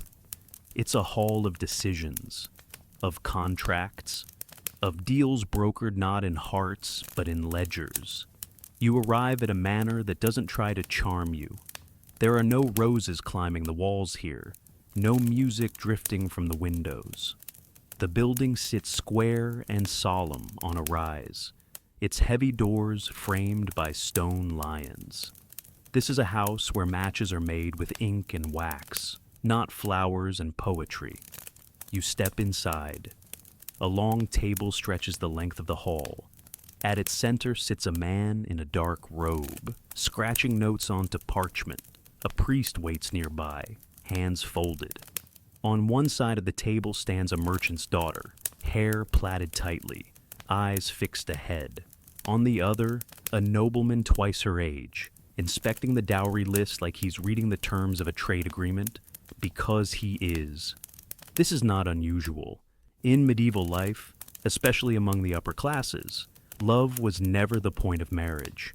Land was, titles were, alliances, peace, stability, those were the true wedding vows. A union could end a feud, join estates, secure heirs, raise a family's name by several degrees. Passion was considered a luxury, and often a dangerous one. You stand near the fireplace, just out of view, and watch the terms unfold. The girl brings 3 oxen, 12 bolts of linen, and access to her father's coastal trade route. The man offers a title, a manor, and the promise of 2 servants for her household. She doesn't speak. She doesn't have to. Her father speaks for her, nodding after each item is agreed upon. Her mother remains near the door, hands knotted at her waist. The girl stands still, lips pressed together. Her future is being drawn up in a line of tidy script, punctuated with signatures and a dollop of red wax. She will be married by month's end. You glance at the nobleman again, not cruel, not unkind, just distant. His expression never shifts. He folds his copy of the contract and tucks it into his cloak as if he's just purchased a plot of farmland.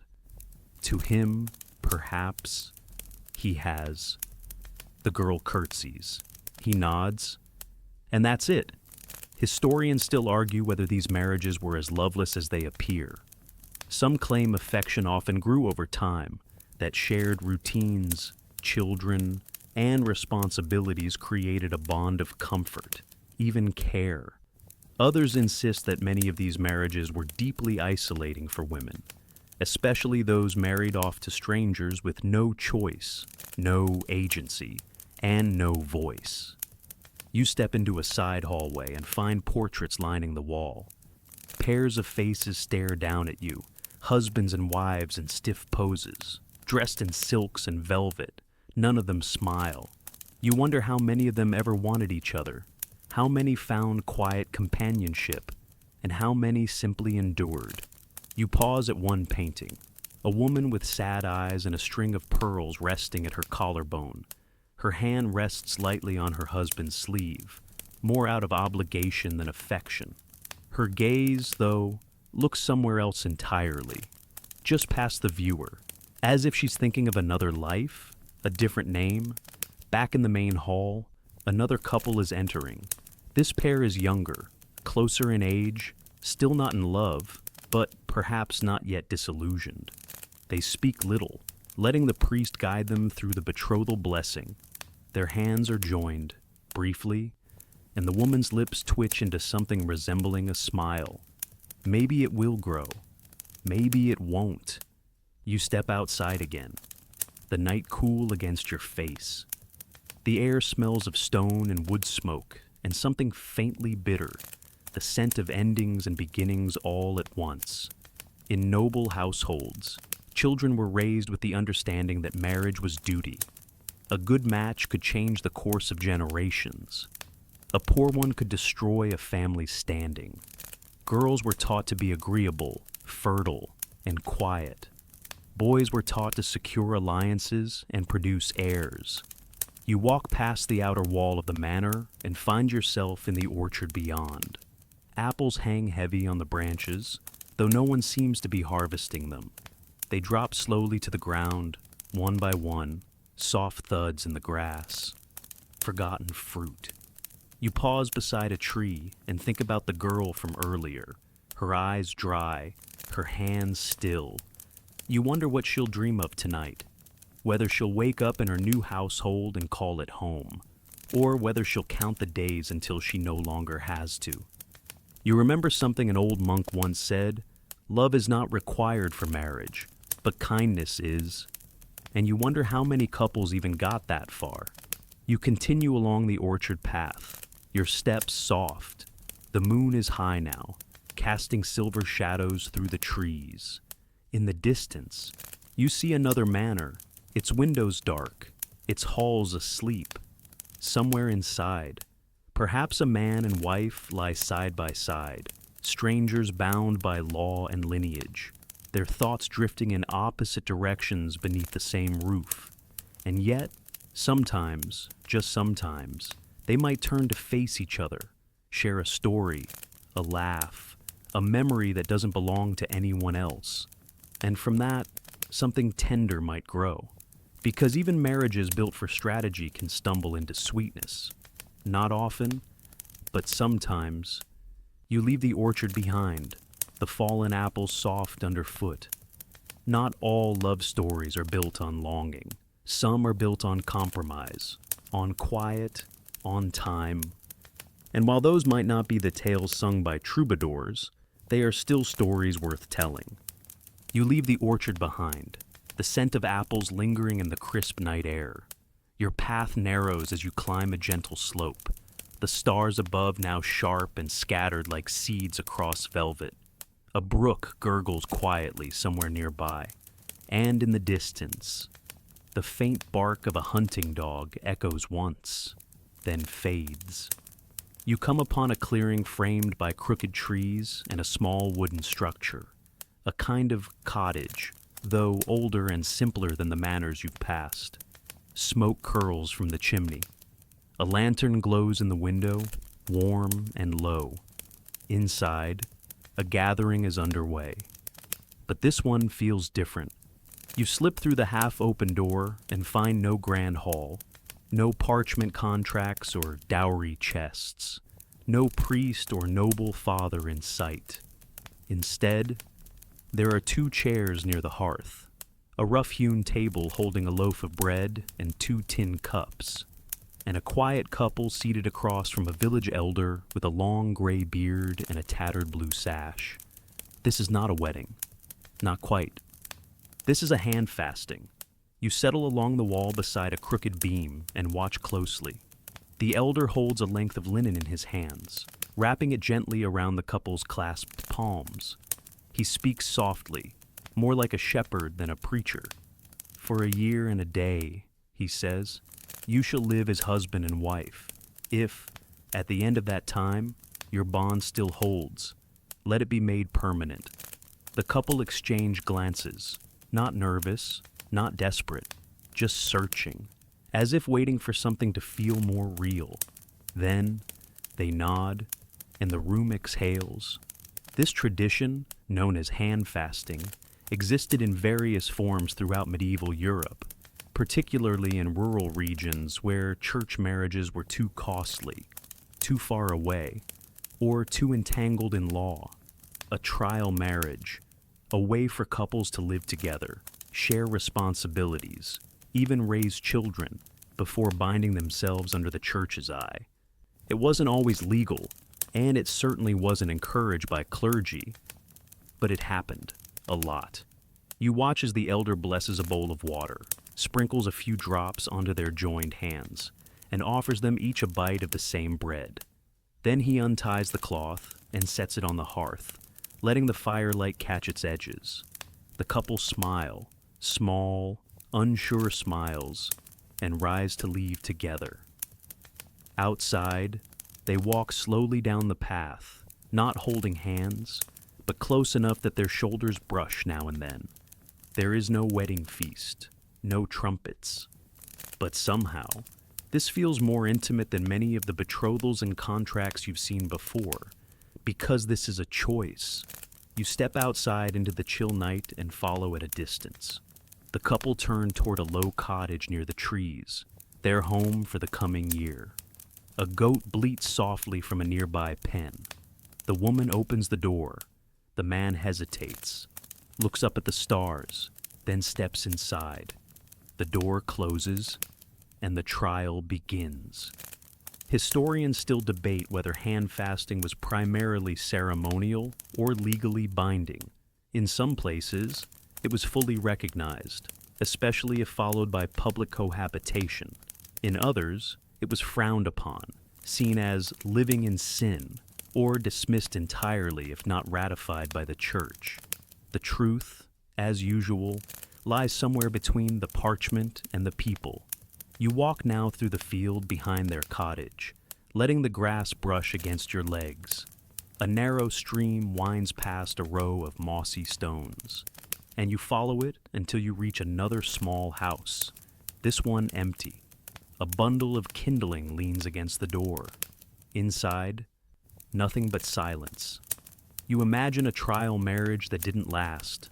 Maybe they tried, maybe they learned, maybe they fought more than they laughed, or maybe they loved each other, but not enough to stay. Maybe they decided, together, to part ways with grace. And in this world, that mattered. Because while noble marriages were permanent, political, and largely inescapable, the lower classes had different rules. Not always fair, not always kind, but sometimes a little more human. You sit beside the stream and listen to the water for a while. It moves without hesitation, carving its path through the land whether anyone notices or not. You wonder how many hand-fasted couples stood by this very stream, how many whispered doubts or promises or hopes into the night. There's something bold about committing to someone for a year and a day. It's long enough to test everything, moods, habits, fears, the slow wearing down of infatuation, and if it didn't work, no shame, no scandal, just an ending. And yet, there was still risk. A child born of a broken hand fasting could complicate things. Inheritance, legitimacy, church records, they all tangled together like ivy through stone. That's why many couples eventually returned to the priest, hands held steady, ready to seal what had been tested. You stand now, brushing off your hands, and begin the walk back toward the village. The night feels colder, but not unpleasant, just honest. On the way, you pass a woman tending a fire in her yard, her child bundled nearby in a cradle. She hums to herself, a lullaby you've never heard. You don't ask about her husband. You don't need to. Maybe he stayed.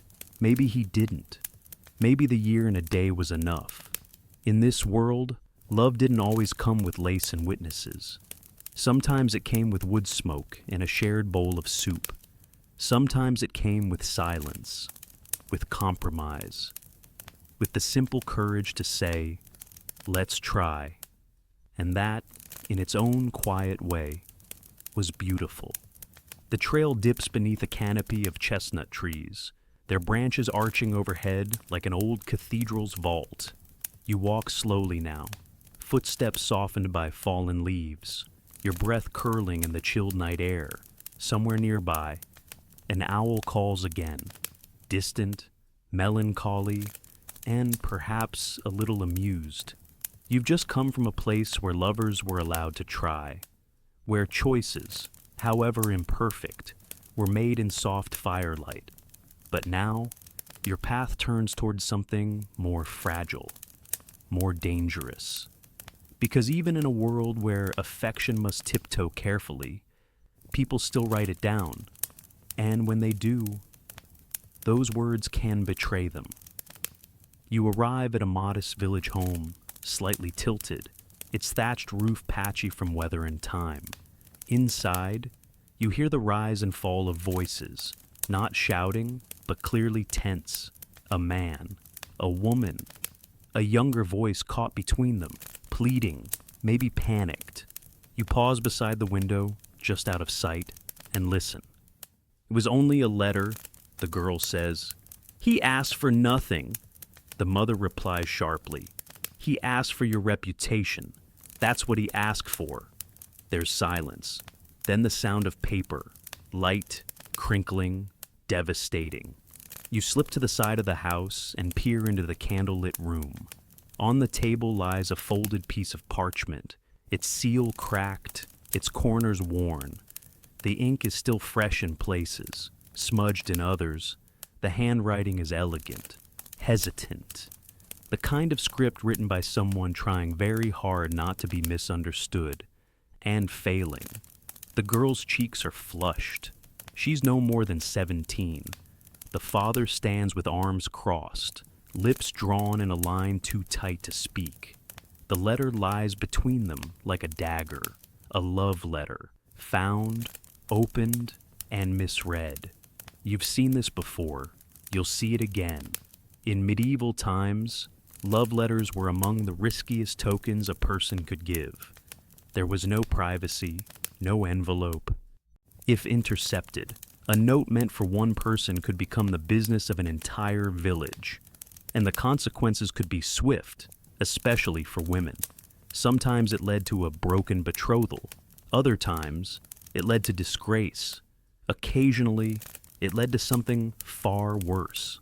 Historians still argue whether the dangers were overstated. After all, courtly love was a celebrated tradition. Poems exchanged between nobles, riddles written with layers of hidden meaning. But what was romantic in theory often became perilous in practice. The wrong phrase, the wrong person, the wrong set of eyes, and everything could unravel. You watch as the girl reaches for the letter, only to have her mother snatch it away. "He's a scribe!" the mother hisses. "A scribe! And you are being considered by the wheelwright's son. You know that." The girl doesn't respond. She just stares at the flames dancing in the hearth, jaw set, throat tight. You step back from the window and wander down the narrow lane behind the house. It's darker here, but quieter, safer. You remember stories you've heard about love notes written in the margins of borrowed psalters, or slipped between loaves of bread delivered from one house to another, about servants caught delivering messages they didn't even read, about men punished for writing what they could not say. And still, people wrote, because to write something down is to believe it matters. You pass a tree where initials have been carved, clumsy, shallow marks softened by rain and time. They've been crossed out, not once, but twice. Someone changed their mind, or maybe someone else did it for them. You find another house, quieter than the last. The windows are shuttered, the door barred from the inside. But on the stoop lies a small roll of parchment, tied with a red thread and left like an offering. No name, no address, just hope. You kneel and read the first line. "I cannot meet you again, but I must write this once." You leave it untouched, because sometimes a letter left unread is the kindest ending. Back on the road, the air has grown colder. The moon is dipping now, low and heavy, casting long shadows that stretch toward a new day. You follow them until you reach a covered bridge that spans a narrow stream. At the center, beneath the rafters, someone has painted a line in charcoal. He said he'd write, and he did, but not to me. You pause there for a long moment, letting the silence settle. You imagine a girl standing here, hands cold, waiting for someone who never came. Or maybe he did, but not in the way she hoped, because love letters are confessions. But they are also mirrors, and not everyone sees the same reflection. You sit on the edge of the bridge and dangle your feet above the water. The stream moves quietly, steadily, carrying leaves and twigs, and once, you imagine, the torn halves of a letter tossed in from this very spot. It must have felt dramatic at the time, painful, necessary, but in the end, the river just keeps moving. And so do the people who write, and the people who read, and the ones who are caught in between. You rise, stretch, and begin to walk again. The village will wake soon. Carts will roll down these lanes. Bread will bake. Bells will ring. And somewhere, someone will write another letter, carefully, longingly, risking everything. Because even when love cannot be spoken, it still demands to be heard, even if the ink never dries the way you hoped. The bridge fades behind you as the sky begins to lighten at the edges, casting the world in the soft gray just before dawn. You walk slowly now, shoulders wrapped in the cool breath of morning, the road ahead quiet and still. Not far beyond the trees, the first cockcrow sounds, sharp and sleepy, followed by a second, farther off. The day is waking, but gently, and yet you feel a heaviness, a different kind, because even in a world already shaped by hardship, there were moments when love had to survive not only expectations and rules, but catastrophe. You come upon a field ringed with crumbling stones, the remnants of a wall long since surrendered to time. In the center stands a small chapel, plain and weather-worn, its wooden door swinging slightly on its hinges. You step inside. The pews are empty. Dust dances in the air. But in the silence, you sense the weight of stories. Stories born not from romance, but from desperation. From the years when love wasn't just difficult, but dangerous. This is where people came when they didn't know whether they'd see tomorrow, where betrothals were whispered under cloaks, where couples clung to each other in the dark, not out of ceremony, but out of fear, because plague had come. And when it did, everything changed. You step into the small back room, where an old chest still rests beneath a broken window. Inside, you find scraps of cloth, torn veils, perhaps, and a small silver ring wrapped in linen. The cloth is marked with a faded cross, likely worn by someone tending to the sick, or someone burying the dead. During plague years, love letters stopped, dances ended, marriages were rushed or canceled entirely. Priests fled or died, villages were sealed off, and lovers on opposite sides of a quarantine line could do nothing but wait or risk everything to reach each other. Some did. You exit the chapel and walk toward the path that runs beside a dry well. There, carved faintly into the stone, are two initials joined by a heart. You brush your hand across them, and though the edges are eroded, the shape still holds. Someone cared enough to carve that symbol while the world was falling apart. In some places, couples married in secret just before one of them left to join the burial cruise. In others, a girl might press a token into a boy's hand, a braid of hair, a ribbon, a ring, knowing he might not return.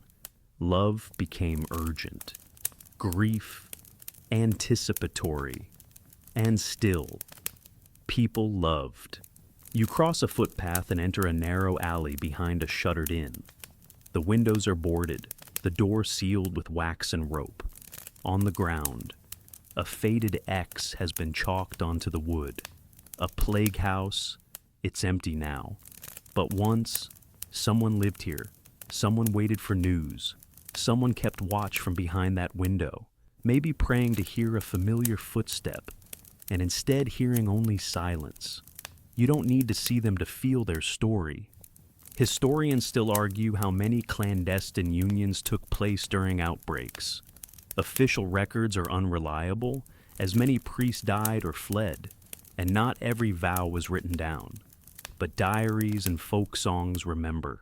They speak of girls who waited by wells, of boys who left love notes pinned to trees with carved wooden knives, of promises made and kept long after the grave had taken its share. And then, of course, came war. You step beyond the alley and crest a hill that overlooks the old road leading out of the village. The ruts are deep from years of carts, some bringing goods. others carrying men toward battlefields. At the base of the hill stands a shrine, stone and small, draped in garlands now withered to brown. A sword leans beside it. A pair of worn boots rests neatly beneath. You kneel there for a moment, letting your hand hover just above the offerings. A scrap of wool with initials stitched into the hem, a single pressed flower. Someone still comes here. In times of war, love waited, or it didn't. Some wrote letters every week, some married quickly, in chapels lit by single candles. Vows barely finished before trumpets summoned one of them away. Others never made it to the altar, only to the edge of the village, or the crest of the hill, where they watched a silhouette disappear into fog and never return. You stand now and look out across the fields. In the gray light, the grass looks silver. A banner flaps weakly on a crooked post where the training grounds once stood. One story you recall, a woman who followed her husband's regiment from town to town, disguised as a washerwoman. She slept in barns, carried medicine, risked her life to stay near him. When asked why, she replied, "If he is to die in foreign land, I would rather be one day behind him than a lifetime away." You don't know if they survived, but the story did. You continue down the hill toward a stone bench carved with a single word, Espera. Wait. It's worn nearly smooth from rain and sun, but the meaning lingers. You imagine lovers waiting here, arms folded against wind, watching the road, counting the days, hoping, praying, and sometimes receiving a letter, a token, a return, and sometimes nothing. Because plague and war made no promises. They tore through weddings and anniversaries alike. They didn't ask if someone was in love, but they reminded everyone how fleeting time could be. And perhaps that made every glance, every touch, every whispered vow feel sacred. You sit for a moment longer, letting the wind move around you. It smells of wet grass and ash, and something else. Hope, maybe. Because even in the darkest times, especially in the darkest times, people found each other, loved each other, even if only for a season, even if only through a door, a wall, a window, and even if they had to say goodbye before they ever got to say, "I do." The stone bench behind you grows colder, its carved edges worn smooth by time, by hands, by hope. You rise slowly and stretch your limbs, then follow a gently curving path that winds toward the village once more, where light has begun to return, soft glows through windows, chimney smoke rising in curling strands. But tonight, you're not going back to the manors, not to the chapels or the fairgrounds or the guarded gardens. No, tonight, you head to the tavern. It's an unassuming place, crooked walls, creaking shutters, and a door that's seen more slams than gentle closings. The sign above it swings on rusty hinges, shaped like a faded harp. Inside, the air smells of spiced wine, wood smoke, and the warm hush of shared secrets. You enter. The floor is uneven, the tables are mismatched, but the laughter is real, and so is the music. In the corner sits a man with a lute slung across his lap, fingers already dancing along the strings in soft, rhythmic chords. His voice is low, gravel-touched, drawing people closer. No one talks during his songs. No one dares, because he's a troubadour, and troubadours in this world are both adored and feared. You slide onto a bench near the fire, letting its warmth creep through your boots. The song continues. It's a love ballad, naturally, but not the kind you'd hear in a chapel or carved into a ring. This one's full of mischief. A milkmaid with clever hands, a noble woman with wandering eyes, a knight too distracted by beauty to keep his lance steady. The crowd chuckles in all the right places. Some blush, others smirk, but you see it in their eyes. the flicker of recognition, the thrill of, could that be me? Because that's the power of a troubadour. He sings what people feel but can't admit. He turns longing into poetry, heartbreak into humor, scandal into art. And people pay him in bread, wine, and whispered truths.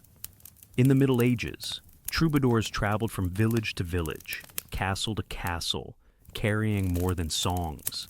They carried stories, rumors, lessons dressed up in melodies. Their love tales were not always pure, not always noble, but they were honest in their own way. You watch now as he shifts to another tune. This one's slower, sadder. It's about a girl who waited at the same gate every evening for a man who promised he'd return. He never did, but she kept waiting, even after everyone else forgot his name.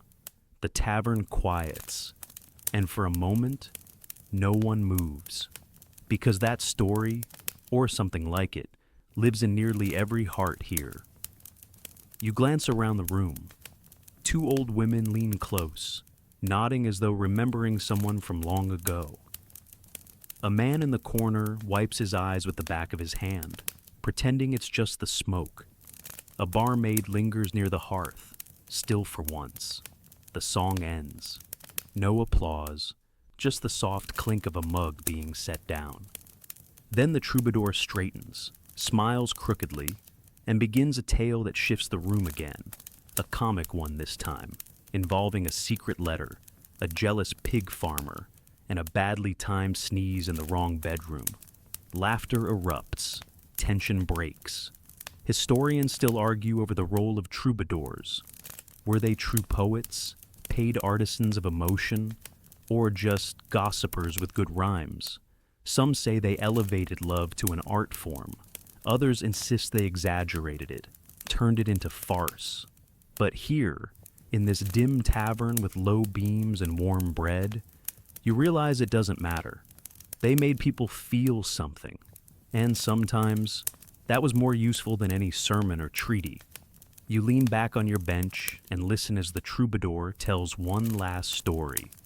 It's about two people from opposite ends of the world, a merchant's daughter and a foreign sailor, who meet only once under a sky full of stars. They speak different languages. They can't stay. But for one night, they understand each other perfectly. He ends with a simple line, and for the rest of their lives, they compared everyone else to each other. Silence again, then murmurs, some nods, a few sighs. You know that story too. Everyone does. The troubadour takes a sip from his mug, wipes his mouth, and starts gathering his things. He doesn't stay long. That's part of the charm. He always leaves before the stories stop echoing. You follow him outside into the cool air. He doesn't look surprised to see you, just gives a slight bow and pulls his cloak tighter around his shoulders. Which one was true, you ask, softly. He grins. All of them, and none of them. He turns, walks down the path, and disappears into the dark. You stand there a while longer, watching the light from the tavern flicker behind you. The smell of roasted onions lingers. Somewhere down the lane, a dog barks once and falls silent. Troubadours didn't just tell stories. They shaped memory, carried warnings, gave people a way to talk about love without naming names. They let peasants dream of princesses, and nobles remember the thrill of a first glance across a dusty courtyard. They were myth makers and mirrors, and whether their songs were scandalous, tender, or utterly ridiculous, they reminded people of one thing, that love, no matter how ridiculous or rare or risky, was worth remembering. You turn back toward the path, letting the music replay in your mind, softer now, like a lullaby woven into the night. Tomorrow, the world will return to its rules and routines. But tonight, at least, there were songs, and somewhere out there, someone's still humming one. The road beneath your feet feels gentler now, as if the earth itself has quieted to listen. The tavern glows faintly behind you, its laughter slowly fading, swallowed by distance and dew. The night has grown old. Even the stars seem softer, their shimmer dimmed by the weight of stories. You follow a hedge-lined path winding through the outskirts of the village, where the cottages grow farther apart and the land rolls out into open pastures. No voices here, no music, just the rustle of a breeze through grass and the occasional bleat of a sheep calling sleepily in the dark. And then you see it, a low, timbered house at the edge of the fields. Smoke curls from the chimney. Its shutters are open, revealing a soft glow from a single candle flickering behind the glass. You pause at the gate. Inside, sitting beside the hearth, are two people, an old man and an old woman. She threads yarn through her fingers, slowly, precisely, like every stitch matters. He stokes the fire in silence, adding a small log and watching the flames take it. Their movements are familiar, not hurried, not hesitant, simply practiced.